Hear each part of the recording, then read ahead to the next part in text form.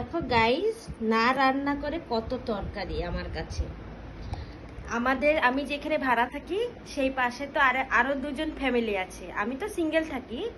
সেইখান থেকেই কিন্তু আজকে আমারে এত কিছু আইটেম দিয়ে গিয়েছে। এই পাশের বাড়ি থেকে আমারে দিয়েছে এই যে ভাজা। এটা হলো পুঁই শাকের পাতা ভাজা। এটা হলো আলু ভাজা আর ভেন্ডি ভাজা। তার সাথে হলো এটা শসা। আর এই যে তার পাশের ঘর থেকে দিয়েছে পনিরের তরকারি আর হলো শাক ভাজা।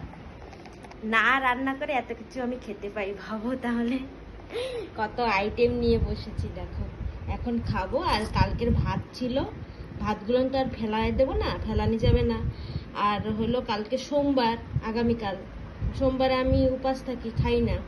আর এই ভাতগুলো আজকে শেষ করা লাগবে, তাই আমি এখন খেতে বসেছি। এখন খেলে ভাত শেষ হয়ে যাবে, অল্প ভাত থাকবে, সেটা ফেলানি যাবে, কিছু করার নাই। তাহলে চলো আমি খাই। আর তোমরা সবাই কি কি দিয়ে খাবা অবশ্যই কিন্তু কমেন্ট করে জানিও। বাই।